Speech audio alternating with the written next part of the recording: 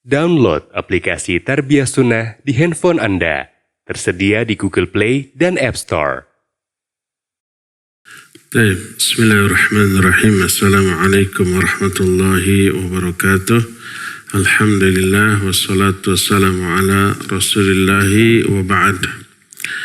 Hadirin jamaah Masjid Umar bin Khattab yang Allah muliakan, juga para pendengar Radio Tarbiyah Sunnah Bandung, juga radio-radio lain, para pemirsa beberapa stasiun TV dan para netizen. Alhamdulillah kita jumpa lagi.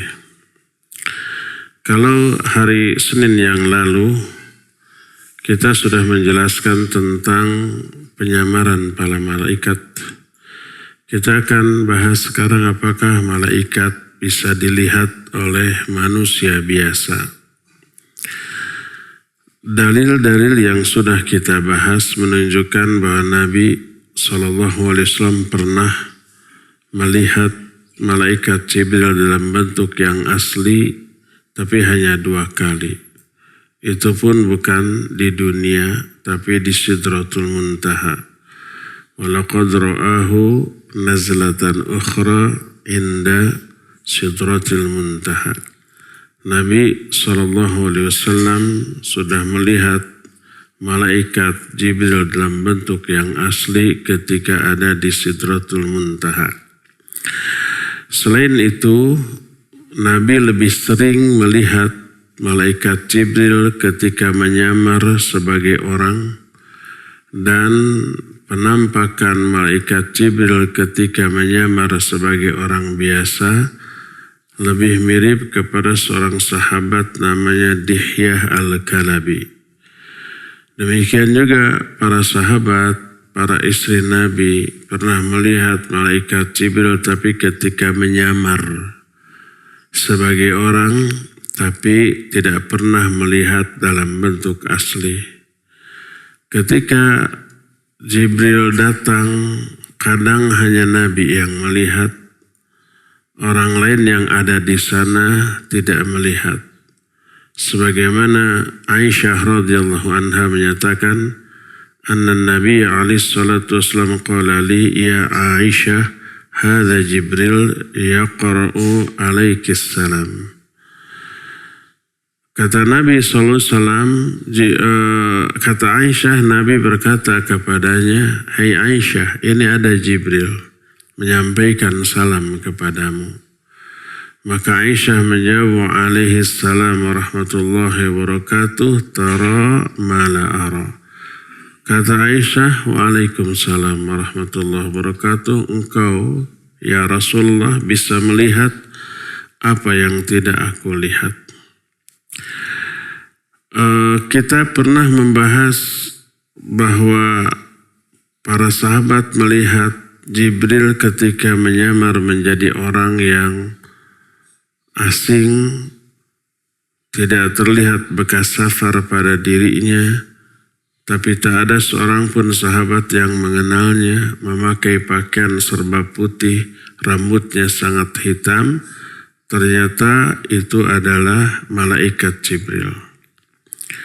Tapi ada tapinya, jangan sampai orang tertipu oleh syaitan, laknatullahi alaih. Mungkin ada penampakan yang kita anggap itu malaikat, padahal itu syaitan dari kalangan bangsa jin, sebagaimana riwayatnya nanti akan kita bahas tentang hal itu. Jadi kalau dalam bentuk yang asli, maka tak ada seorang pun yang bisa melihat para malaikat kecuali Nabi SAW, dan selain Nabi SAW tidak bisa melihat malaikat dalam bentuk yang asli.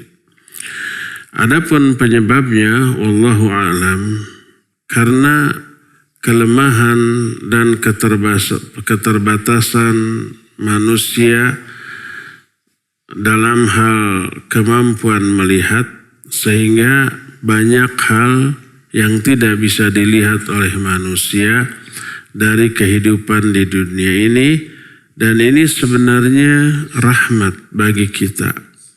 Di dunia ini banyak benda, makhluk baik hidup ataupun mati tidak bisa kita lihat. Baik para malaikat ataupun para jin atau selain malaikat dan jin. Seperti virus, seperti kuman, seperti bakteri, seperti umpamanya benda-benda kimia dalam bentuk gas. Ada oksigen, ada karbon dioksida, ada karbon monoksida, ada hidrogen. Itu semuanya ada di alam ini, tapi kita tidak bisa melihat. Udara yang kita hirup ini terdiri dari berbagai macam gas yang bermanfaat dan berbahaya. Yang bermanfaat seperti oksigen, yang berbahaya seperti karbon dioksida, karbon monoksida bercampur. Kita tidak bisa melihat udara ini, tapi bisa kita rasakan pengaruhnya. Kita isap. Kalau ada zat yang berbahaya, baunya tidak enak. Seperti kalau kita dekat Sungai Citarum. Terus ada pabrik yang membuang apa? Limbah. Kecium? Kecium. Terlihat nggak? Oh itu gasnya. Tidak terlihat. Sehingga kita tidak bisa melihat di oksigen hungkul disedot. Di sana mah karbon dioksida hungkul ulah. Tidak bisa, kita tidak bisa melihat. Demikian juga virus. Demikian juga kuman. Demikian juga bakteri. Di sini itu banyak kuman, banyak bakteri, banyak virus. Tapi kita tidak lihat. Itu rahmat bagi kita. Ada jin, ada malaikat. Rahmat bagi kita tidak bisa melihat. Seandainya bisa melihat, niscaya kita tidak akan tenang hidup. Bayangkan kalau di ruangan ini penuh asap, kita lihat, kita akan tahan nafas. Nah sebenarnya di udara ini banyak kuman, banyak virus, banyak bakteri. Tapi kita tidak lihat, tenang disisip. Padahal racun, padahal berbahaya. Tapi tubuh kita punya imunitas. Punya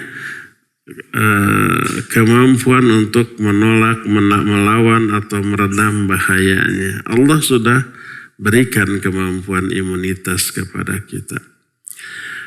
Malaikat tidak bisa terlihat. Seandainya terlihat, kita tidak akan tenang. Coba bayangkan, kanan kiri ada raqib dan atid, depan belakang ada malaikat hafadzah, ada malaikat qarin, ada malaikat rahmat.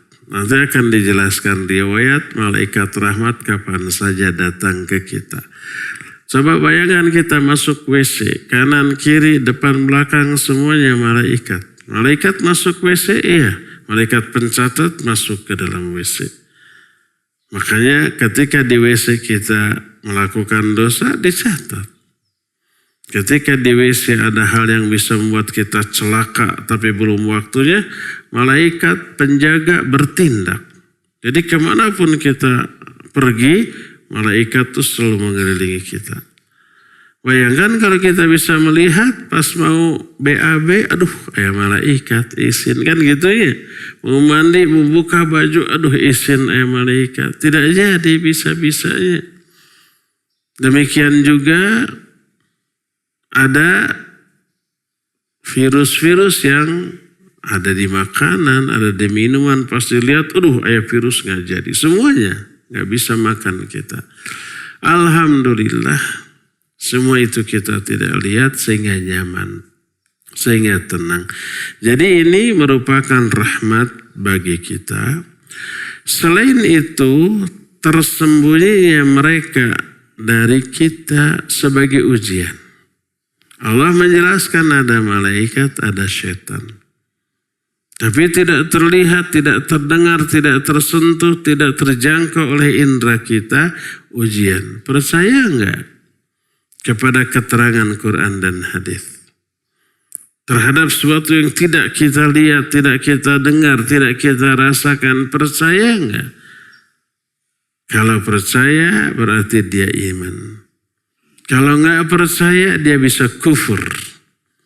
Karena tidak percaya kepada keterangan Quran dan hadis yang sahih. Kadang-kadang dekatnya para malaikat kepada manusia dalam hal-hal tertentu dirasakan keberadaannya oleh orang tertentu walaupun tidak bisa melihat. Tapi nyata akibatnya. Kadang-kadang hanya terlihat oleh orang yang bersangkutan saja, yang lain tidak lihat. Contoh, ketika seseorang mau mati, didatangi oleh malakul maut. Kadang orang itu yang mau mati melihat, yang lain tidak bisa melihat. Minimal orang itu merasakan dampak kedatangan malakul maut. Allah berfirman dalam Al-Quran surah Al-Waqi'ah 83-85, "Falaula idza balagatil hulqum wa antum hina idzin tanzurun wa nahnu aqrabu ilaihi minkum walakin la tubsirun."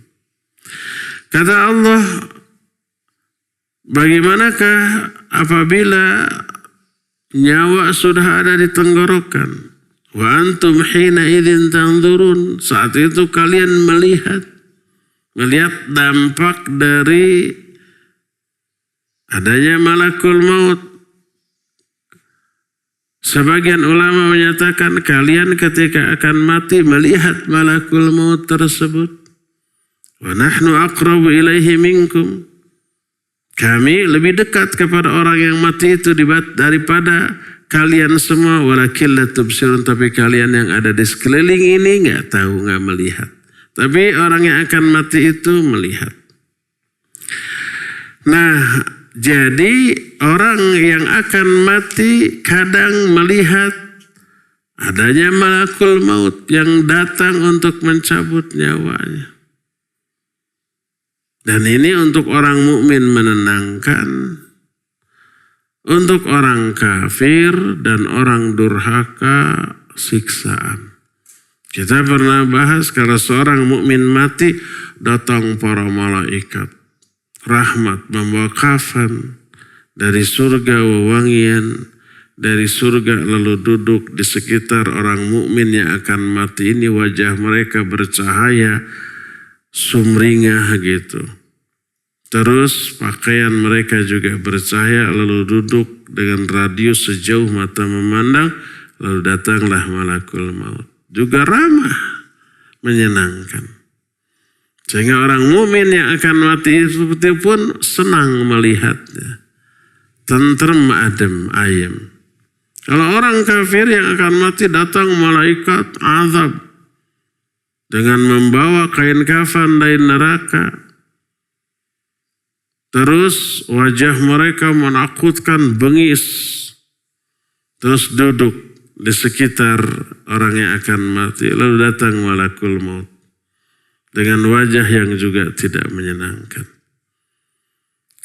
Jadi kadang-kadang ya, makanya mungkin di antara yang hadir pernah melihat video kompilasi peristiwa sakaratul maut. Kompilasi itu kumpulan beberapa video tentang orang yang akan mati. Tiba-tiba melihat sesuatu muter gitu ya, tiba-tiba kejang mati. Ada kan yang begitu beberapa. Nah, selain itu ada orang yang membaca Al-Quran dengan bagus, dengan benar, dengan khusyuk, dengan penghayatan, dengan ikhlas. Malaikat datang, dia merasakan kehadiran malaikat itu dan melihat, tapi tidak dalam bentuk yang asli. Seperti Usaid bin Khudair, seorang sahabat Nabi SAW. Dia berkata, "Bainama huwa yaqra'u minal lail surat al-Baqarah, wa farsuhu marbutun indah, idh jalatil faras, fasakata fasakanat. Faqara'a fajalatil faras, fasakata wasakatal faras. thumma qara'a fajalat al-fars fansarafa wa kana ibnuhu Yahya qariban minha faasfaqa an tusibah falamma jatarahu rafa'a ra'sahu ila as-sama' hatta ma yaraha falamma asbaha haddatha an-nabi sallallahu alaihi wasallam faqala lahu iqra ya ibn Hudayr iqra ya ibn Hudayr. Usaid bin Hudayr menyatakan ketika suatu malam aku membaca surah Al-Baqarah.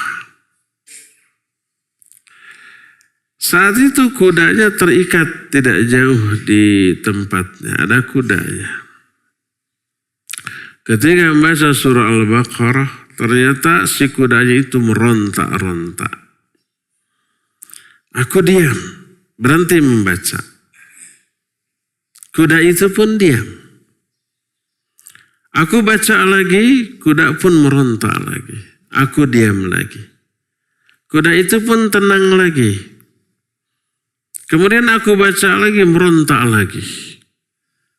Aku hentikan bacaanku karena saat itu anakku namanya Yahya dekat dengan kuda. Aku khawatir anakku terinjak oleh si kuda ini. Setelah itu aku menengadahkan kepalaku ke langit. Maka ada sesuatu yang dia lihat. Esok harinya dia bercerita kepada Nabi SAW tentang pengalaman tadi malam. Apa kata Nabi SAW? Baca ya hai Ibnu Hudayr. Baca, terus baca. Jangan berhenti. Kata Ibnu Hudayr, fasfaqtu ya Rasulullah an tat'a Yahya wa kana minha qariban. Farafa'tu ra'si fansaraftu ilaihi farafa'tu ra'si ila as-sama' fa idza misla dhillah fiha amsalul masabih fa kharajat hatta la araha. Aku takut ya Rasulullah, kuda itu menginjak Yahya anakku. Saat itu dekat dengan kuda. Lalu aku pun menengadah. Mengangkat pandanganku ke langit, tiba-tiba ada seperti segumpal awan. Di dalam awan itu seperti ada cahaya. Terang benderang. Awan itu kemudian keluar dari rumahku, kemudian hilang entah kemana. Kata Nabi SAW, tadri madhak, kamu tahu apakah itu? Dijawablah, tidak. Tilkal malaikah, danat li sautika, walau qara'ta la asbahta yandurnas ilaiha la tatawara minhum. Itu adalah malaikat, mendekati suara bacaanmu. Seandainya engkau terus baca sampai pagi, orang-orang akan melihatnya, tak akan ada yang menghalangi mereka. Hadis ini sahih riwayat Imam Bukhari dan Imam Muslim. Jadi Usaid bin Hudayr membaca Al-Quran malam hari, malaikat datang. Tapi tidak dalam bentuk asli, hanya ada awan saja yang terang. Terus dampaknya ke kuda. Kudanya meronta-ronta. Apakah kita bisa mengalami hal ini? Malam-malam baca Quran umpamanya. Mungkin malaikat datang. Coba perhatikan penjelasan para ulama ketika menerangkan hadis ini. Berkata Imam Ibnu Hajar. Qala An-Nawawi, berkata Imam An-Nawawi. Imam Ibnu Hajar mengutip pendapat Imam An-Nawawi dalam kitab Fathul Bari, syarah Sahih Bukhari.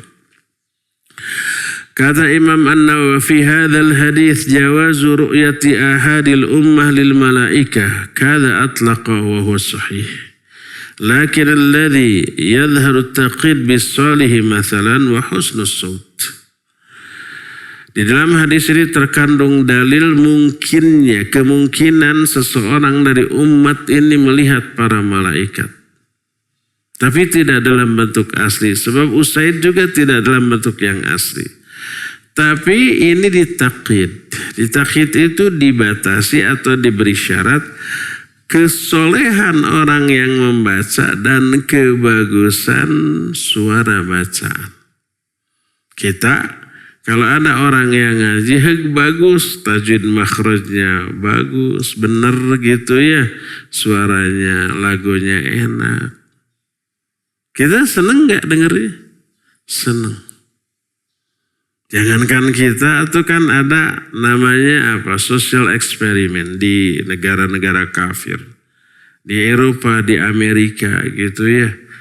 Secara acak, ada orang muslim mencegat orang kafir, mau gak kamu dengarkan ini sebentar saja lalu kamu kasih komentar. Dikasih pakai earphone, pakai headset yang bagus. Disetel bacaan yang bagus. Banyak yang nangis tuh.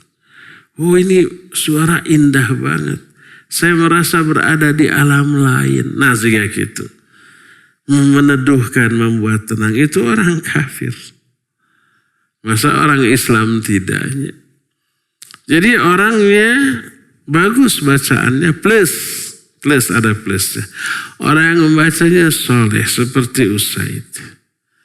Karena yang soleh baca Qurannya ikhlas, khusyuk, ada penghayatan. Ingat, pengaruh dua hal ini. Ya ikhlas, ya khusyuk, lalu suaranya bagus. Itu beda sampainya ke hati pendengar.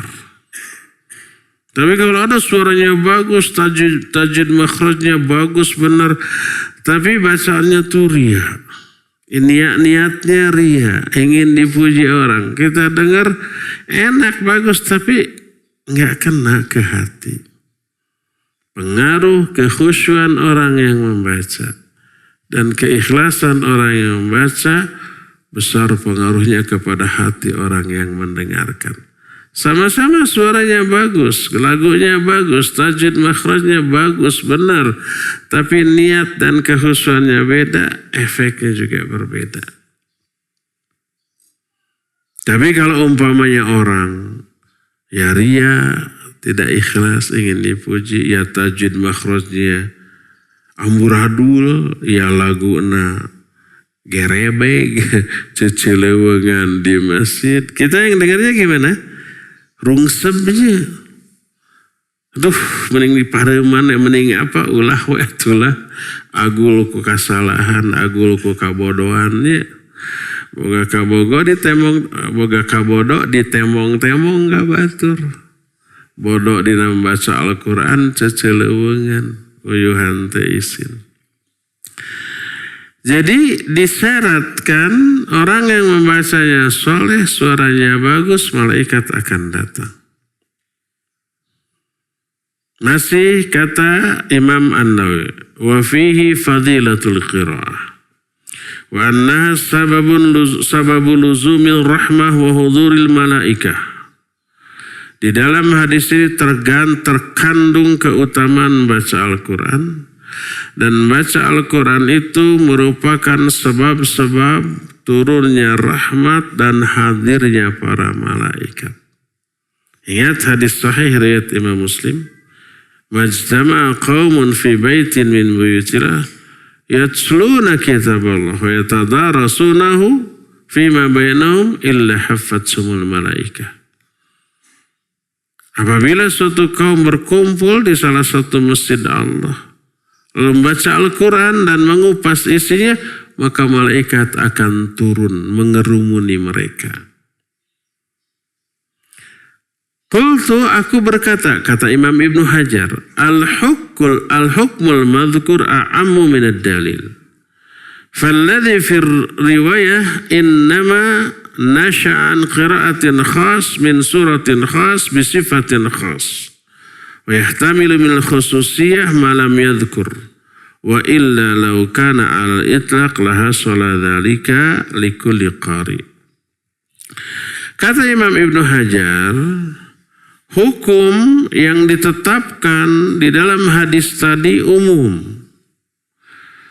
Adapun yang diterangkan dalam riwayat ini tentang pengalaman Usaid bin Hudair, Itu disebabkan karena bacaan khusus, surah khusus dengan cara yang khusus. Bacaannya surah Al-Baqarah. Cara membacanya benar dan bagus. Orang yang membacanya juga tadi ya ikhlas ya khusyuk. Ini kekhususan. Sebab tidak semua sahabat yang baca Al-Quran mengalami itu. Kan semua sahabat rajin baca Qurannya. Tapi tidak semuanya mengalami itu. Apalagi selain sahabat. Terus diungkapkan dalam hadis ini la tatawar anhum ila annal malaika li istighraqihim fil istima' kanu yastamiruna ala adamil ikhtifa alladhi huwa min sya'nihim. Perkataan Rasul sallallahu alaihi wasallam bahwa nanti orang-orang kalau sampai pagi dibaca akan melihat tidak akan terhalang, menunjukkan malaikat terus mendengar tanpa menyembunyikan diri. Padahal biasanya malaikat selalu menyembunyikan diri, tidak terlihat oleh manusia. Dengan demikian menyembunyikan diri adalah tabiat kebiasaan para malaikat tidak menampakkan diri kecuali kepada orang tertentu dengan amalan tertentu. Masih kata Imam An-Nawawi rahimahullahu ta'ala, fafihi jawazu ru'yatihim lakin Allah lam ya'zan biha. Walidhalik jalatil faras wa qata'at qira'ah Usaid wa hudurul malaika majalisul dzikr wa syuhuduhum salatul asr wa salatul fajr wa ghairu dzalika amrun ma'lumun lakin Usaid bin Hudayr ra'a huna ma la yarahu an-nas fi salatil fajr wal asr wa majalisul dzikr wa huwa ma'a dzalik lam ya'lam annahu al-malaikah illa bi khabarin nabi sallallahu alaihi wasallam li'annahu lam yara surataha wa innama ra'a masabiha fi dhillah. Di dalam hadis ini juga menyatakan sangat mungkin para malaikat terlihat, tapi Allah tidak mengizinkan sebagai semua orang. Oleh karena itu, saat itu kuda meronta-ronta. Usaid pun menghentikan bacaannya. Terus ada keterangan para malaikat hadir di majelis-majelis ilmu. Hadir juga pada waktu sholat asar dan sholat fajar, sholat subuh. Tapi orang-orang tidak melihat. Kita tadi sholat subuh ada malaikat. Allah menyatakan wa Qur'anil fajr inna Qur'anal fajri kana masyhuda. Dirikan olehmu sholat subuh. Karena sholat subuh itu disaksikan oleh para malaikat. Berapa ratus atau ribu kali kita sholat subuh berjamaah. Disaksikan oleh malaikat. Pernah kita melihat, malaikat banyak. Ada? Tidak. Demikian juga dalam majelis ilmu sekarang. Malaikat hadir. Ada sekarang di sini. Numpuk sampai ke langit. Berdasarkan hadis sahih. Kita melihat? Tidak. Sama sekali tidak melihat. Jadi banyak amalan yang dilakukan oleh manusia dihadiri para malaikat, tapi mereka tidak melihat walaupun tanda. Kita tidak melihat walaupun ada setitik cahaya. Cahaya di sini banyak, tapi lampu bukan malaikat. Tapi khusus untuk Usaid bin Hudayr, dia bisa melihat apa yang tidak terjadi pada orang lain. Tapi yang dilihat bukan bentuk asli malaikat, tapi hanya awan yang terang. Yang seolah-olah di dalam awan itu ada lampu. Usaid tidak tahu itu malaikat sampai Nabi SAW memberitahukan bahwa itu malaikat. Seandainya Nabi tidak memberitahukan, niscaya kita tidak akan pernah tahu bahwa yang dilihat Usaid itu adalah malaikat. Ini sesuatu yang harus difahami, jangan sampai kita tertipu oleh setan laknatullahi alaih. Nih, ada kisah. Kisah ini menakjubkan. Seandainya kita yang mengalami kisah ini, niscaya kita akan menyangka itu malaikat, padahal setan. Kisah ini diterangkan oleh Syekh Muhammad Taqiyuddin Al-Hilali, seorang ulama. Dia berkata, bainama ana dhata lailah usalli qiyamal lail amama khaymati as-saghirah idh ra'aitu ghumaman abyad saddal ufuq kal jabalil murtafi minas samai min al-ardi ila as-sama wa akhadha dhalika al-ghamam yadnu minni atiyan min jihatil masyriq wa huwa qiblatul musalli fil maghrib hatta waqafa ba'idan minni wa kharaja minhu syakhsun wa taqaddama hatta qaruba minni thumma syara'a yusalli bi salati mu'tamman bi wa thiyabu tushbihu thiyaba jariyah binta 15 sanah wa lam astati an ukhbira wajha bisababi dhulam. Coba lihat. Suatu malam aku sholat malam, sholat tahajud di depan kemahku yang kecil. Waktu itu sedang mengadakan perjalanan di tengah jalan. Malam bikin kemah kecil untuk tidur. Nah, malamnya bangun tahajud di luar kemah. Tiba-tiba aku melihat ada awan putih di ufuk di atas gunung. Kemudian awan itu mendekat kepadaku dari arah timur. Dan saat itu arah timur adalah arah kiblat dari sebelah barat. Kalau kita kiblat kan ada di baratnya. Karena kita ada di sebelah timur Mekah. Ini berada di sebelah barat Mekah. Jadi menghadapnya ke timur sholatnya. Sampai awan itu berhenti agak jauh ke bawah. Aneh kan ada awan ke bawah ya, segala film. Tapi ini real nyata. Keluarlah dari dalam awan itu seseorang. Aku sedang sholat. Lalu dia berdiri di sampingku lalu ikut dengan sholatku bermakmum kepadaku. Pakaiannya menyerupai pakaian seorang remaja putri usia 15 tahun. Pakaian ABG. Aku tidak bisa melihat wajahnya karena gelapnya hal itu. Hanya dadegana nawe nu katinggal itu. Wujudnya aja, wujudnya orang. Pakai pakaian seperti pakaian anak remaja. Walamma syar'a yusalli ma'i kuntu aqra'u surah Alif Lam Sajdah.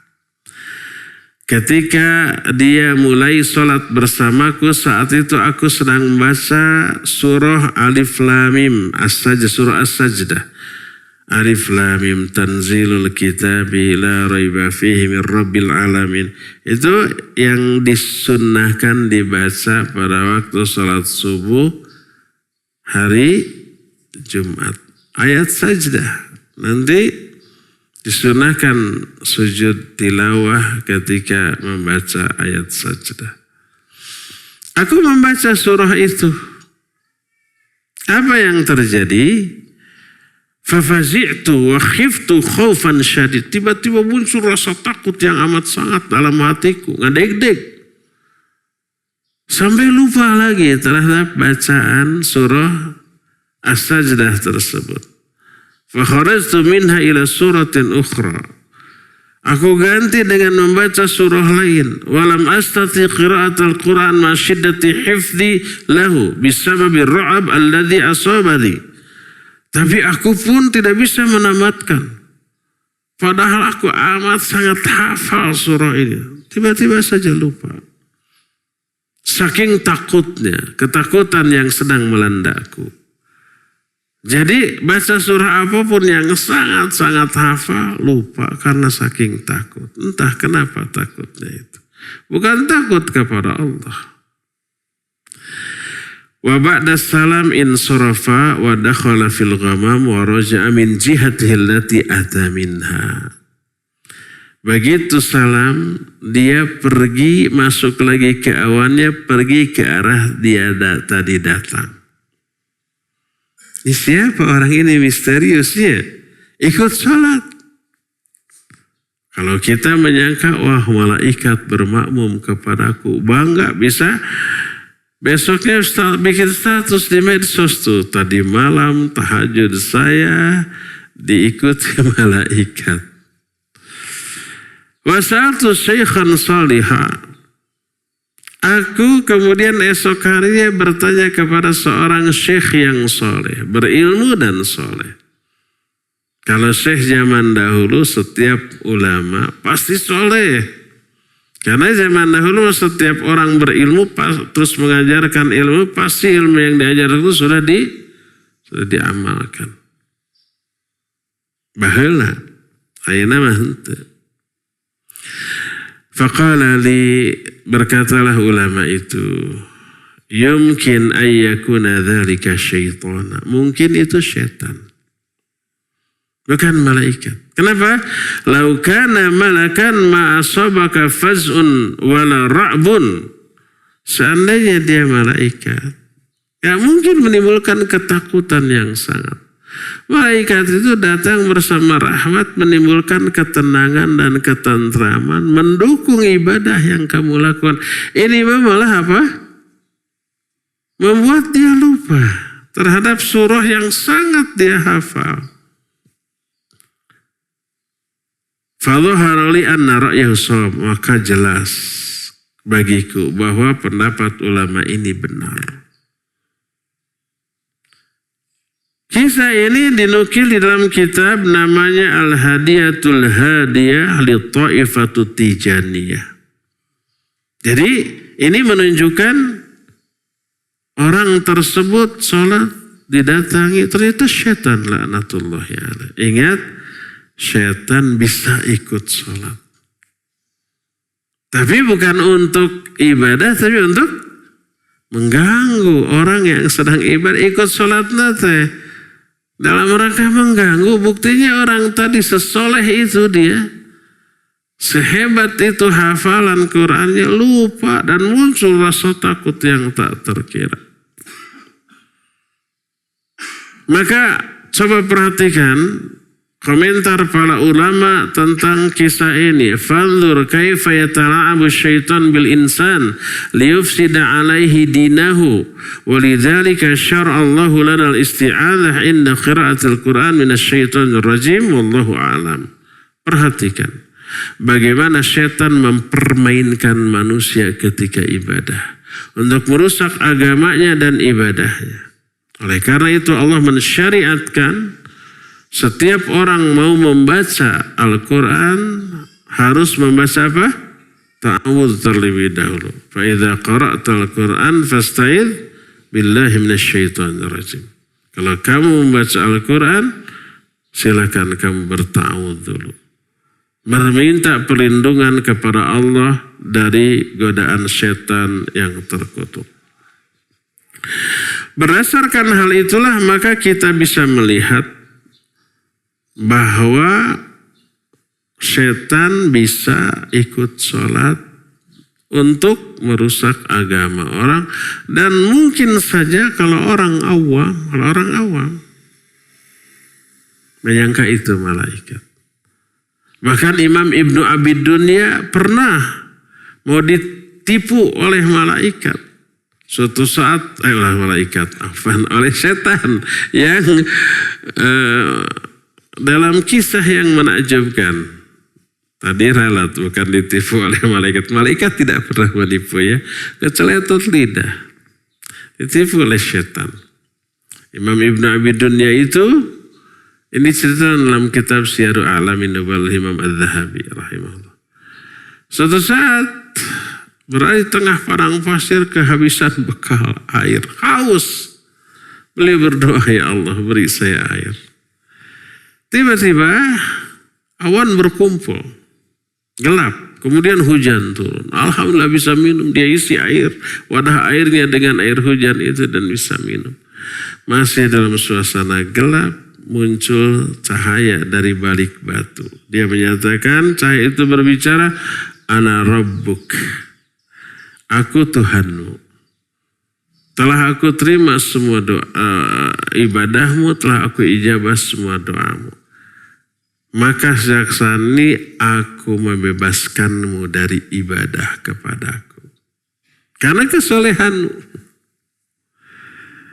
Mendengar omongan itu langsung Imam Abi Dunya mengambil pasir dilempar ke saya. Ikhsa wa ma anta illa iblis. Diam kamu, pergi kamu ini pasti iblis. Kenapa kamu menyangka aku iblis? Seandainya ada orang yang soleh dan karena kesolehannya bebas tidak melakukan ibadah, niscaya yang pertama kali yang lebih layak untuk tidak ibadah adalah Nabi Muhammad SAW. Langsung hilang. Tuh, coba. Ulama tidak akan tertipu. Setan tidak hanya bisa mengaku malaikat, tapi bisa juga mengaku sebagai Allah Subhanahu wa Ta'ala. Ya. Nah, disinilah perlunya ilmu. Inilah beberapa penjelasan tentang apakah malaikat bisa terlihat. Nanti ada beberapa kisah lain yang luar biasa menakjubkan, tapi nanti akan kita bahas di pertemuan yang akan datang. Sekarang cukup sampai di sini dan kita masih punya sebentar aja waktu untuk bertanya jawab. Bismillah. Assalamualaikum warahmatullahi wabarakatuh. Assalamualaikum warahmatullahi wabarakatuh. Bolehkah apabila kita diganggu setan dalam sholat, berulang-ulang kali, lupa lagi, terus pas ketiga kalinya hafal surat itu.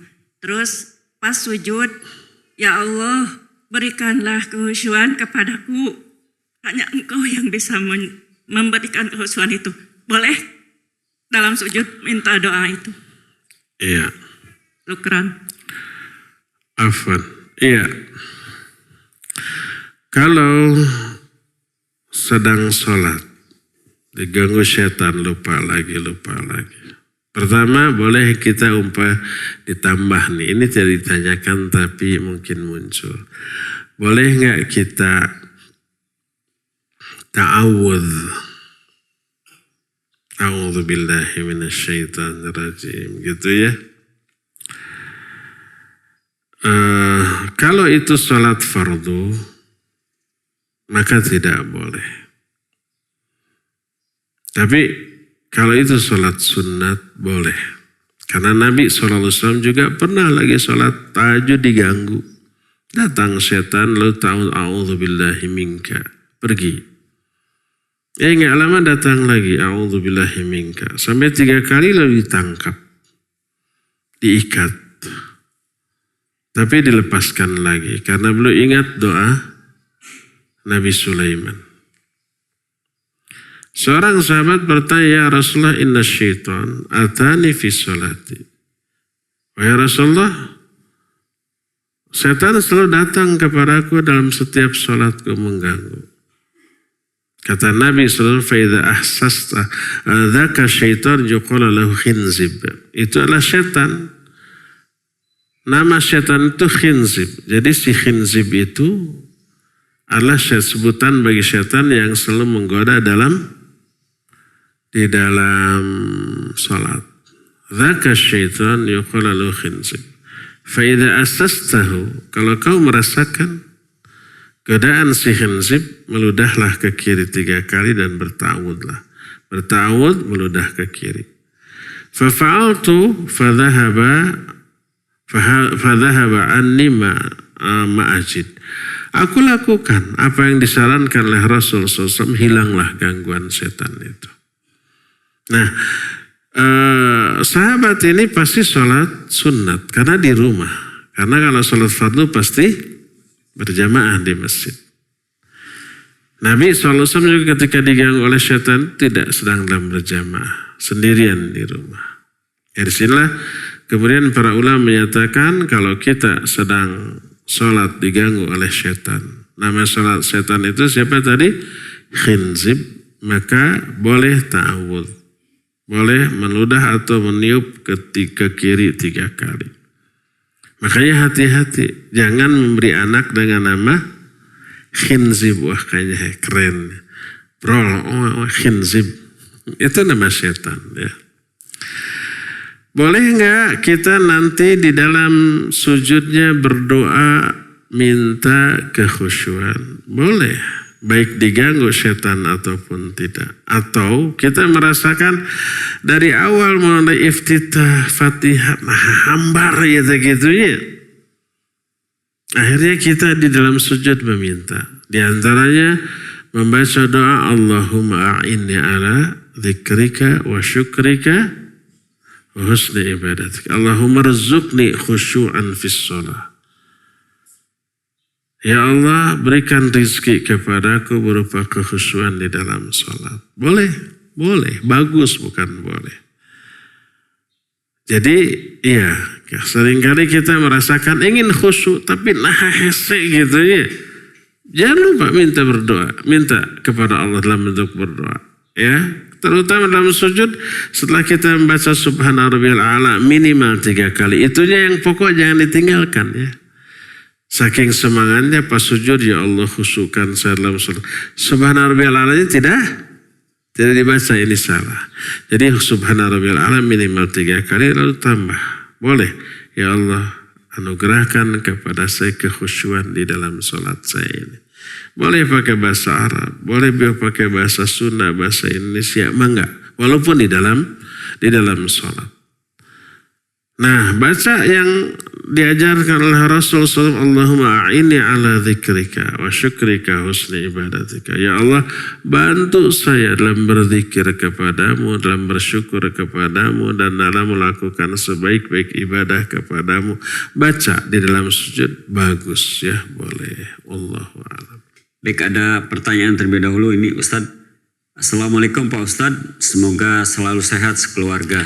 Amin. Saya Cepi di Parongpong mau tanya, apa malaikat suka menampakkan dalam mimpi? Nuhun. Iya. Apakah malaikat bisa datang ke dalam mimpi kita? Jawabannya nanti pada pertemuan yang akan datang. Sebab pertemuan yang akan datang masih berkisah-kisah tentang datangnya malaikat ke orang termasuk dalam mimpi. Nabi SAW sebelum menikahi Aisyah mimpi dulu. Mimpi ada malaikat yang menggotong tandu. Di tandu itu ada orangnya enggak? Zaman baheula sebelum ada kendaraan, putri-putri raja, termasuk raja ya. Kalau pergi itu di apa? Digotong dina tandu. Nah, mimpi Nabi SAW seperti itu. Diceritakan oleh Nabi SAW setelah Aisyah ditikahi sebagai istrinya. Kata Nabi SAW, "Araituki qabla an atazawwajuki marratain." Aku pernah memimpikan kamu 2 kali sebelum aku menikahimu. Ra'aitul malak yahmiluki fi saraqatin min harir. Aku melihat malaikat menggotongmu di atas sebuah tandu. Faqultu lahu ikshaf. Aku nanya ke malaikat itu, coba buka tirai dari tandu itu, siapa yang ada di dalam. Maka dibukakan, ternyata itu Aisyah. Nanti ada kisah lengkapnya ya. Apakah selain Nabi ada? Ada. Jadi kesimpulannya sangat memungkinkan malaikat datang ke dalam mimpi. Terus bagaimana membedakannya dengan setan? Setan kan suka mengaku juga sebagai malaikatnya. Jangankan sebagai malaikat, sebagai Allah juga ngaku gitu ya. Atau si setan datang ke mimpi ngaku Nabi Muhammad, aku nabimu. Gimana untuk mengetahui benar nggak ini nabi atau setan? Lihat ciri-ciri. Kita ini pentingnya kita membahas, ada kitab namanya Syama'il Muhammadiyah. Ini kitab dibahas di mana? Di Cikarang. Di sini belum dibahas, nanti kita bahas. Menjelaskan ciri-ciri fisik Nabi Muhammad SAW. Bagaimana wajahnya, hidungnya, kulitnya, rambutnya. Sehingga kita bisa membayangkan. Nah, ternyata ada dalam mimpi kakek-kakek putih rambutnya. Mengaku saya Nabi Muhammad. Langsung bohong, dusta. Karena apa? Nabi Muhammad ubannya tidak lebih dari 20 helai. Masih hitam, ada 1-2 uban sampai tidak lebih. Anas bin Malik sampai menghitung 1-2, tidak lebih dari 20. Tapi dalam mimpi aki-aki bodas, janggutnya putih, semua putih. Aku Rasulullah. Langsung itu setan. Nabi SAW tidak begitu. Betul, setan tidak bisa menyerupai Nabi. Tapi setan bisa menyerupai orang lain lalu ngaku Nabi, mungkin saja kan. Kalau sahabat tahu bagaimana sosok Nabi tidak akan tertipu. Kita nggak tahu sosok Nabi kayak apa. Tapi ada ciri-cirinya dalam hadis. Kenali ciri-ciri fisik Nabi SAW. Sepanjang apa rambutnya, bagaimana warna kulitnya, bagaimana hidungnya, bagaimana rambutnya ikal atau lurus. Ya umpamanya ada sosok seperti orang Arab, rambutnya keriting, sayalah Rasul. Dalam mimpi kita, bohong, Nabi mah tidak keriting, tidak keribu, ya. Tidak lurus tapi tidak keriting juga, ikal sedikit, ya. Nah seperti itu. Atau datang botak, saya Rasulullah, bohong, Nabi mah tidak botak, ya. Dan seterusnya. Jadi nanti ada kisah-kisah seperti, intinya sangat mungkin malaikat masuk ke dalam mimpi, tapi untuk membedakannya dengan setan, lihat nanti beberapa penjelasan yang akan diterangkan di hari Senin yang akan datang. Sekarang cukup sampai di sini saja, insyaallah kita lanjut di sepekan kemudian. Subhanakallahum bihamdik, asyhadu an la ilaha illa anta astaghfiruka wa atubu ilaik, walhamdulillahi rabbil alamin. Wassalamualaikum warahmatullahi wabarakatuh.